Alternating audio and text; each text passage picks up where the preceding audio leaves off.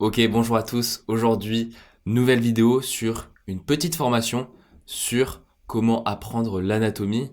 Voilà, tout ce qu'il faut savoir sur l'anatomie, vous allez le voir dans une petite série de vidéos que je vous ai préparées. Et là, on est sur la première vidéo. Là, pour l'instant, c'est les présentations. C'est-à-dire qu'en gros, on va voir quelle est la position anatomique de référence. Ça va être très important, notamment dans vos études, pour pouvoir décrire les rapports entre eux. Mais on va voir ça juste après. Donc en gros, il faut savoir qu'en anatomie, il existe plusieurs types d'anatomie. Là, l'anatomie où on décrit, on va appeler ça l'anatomie descriptive. Pour vous faire simple, l'anatomie descriptive correspond à l'étude des rapports des structures entre elles. C'est-à-dire qu'on va pouvoir situer tel organe par rapport à tel autre organe. Et c'est une anatomie qui est intéressante parce qu'en fait, on va pouvoir comprendre l'organisation, comment est organisé notre corps humain.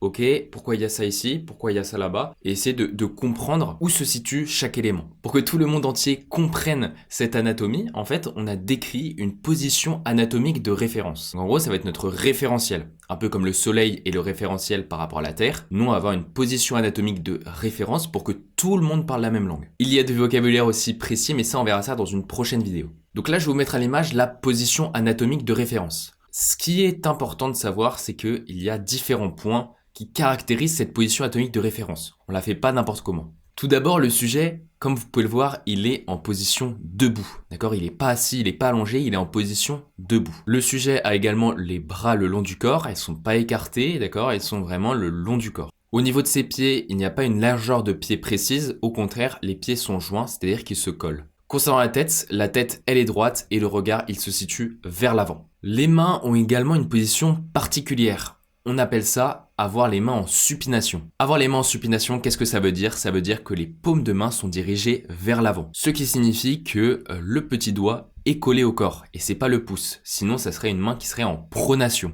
En effet, lorsque le dos de la main et lui dirigé vers l'avant, on appelle ça une prise en pronation, c'est-à-dire le mouvement de prendre. Donc là, vous avez tous les éléments pour décrire la position anatomique de référence. C'est très important de savoir tout ça, d'avoir les caractéristiques parce que c'est des questions qui peuvent être posées pour des partiels. Enfin, cette position de référence, elle décrit aussi un axe qui correspond à l'axe du corps. En fait, c'est quoi? C'est un axe qui peut être confondu avec la ligne de gravité. Il va passer par le sommet du crâne et il va passer par le milieu du corps. On verra ça dans une prochaine vidéo, mais cet axe, il va être très important pour cette anatomie descriptive. Donc voilà, c'est tout ce que vous devez savoir sur la position anatomique de référence. Donc il faut bien retenir les différentes caractéristiques que je vous refais maintenant. C'est-à-dire qu'on va avoir le regard qui est droit, qui est vers l'avant. La position, elle est forcément debout, les bras le long du corps, les mains en supination, avec également les pieds qui sont joints. Si ça t'intéresse, je propose des cours collectifs ou particuliers d'anatomie. N'hésite pas à m'envoyer un mail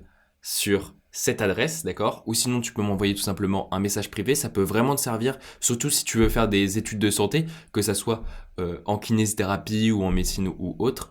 Et ça pourra vraiment te servir parce que voilà, c'est 1 heure par semaine. Ça peut être très intéressant pour toi. Je te laisse m'envoyer un petit mail si tu es possiblement intéressé. Si cette vidéo t'a plu, je t'invite à laisser un petit pouce bleu et à également t'abonner pour ne pas manquer les prochaines vidéos. Et sinon, on se retrouve pour la prochaine vidéo. Ciao!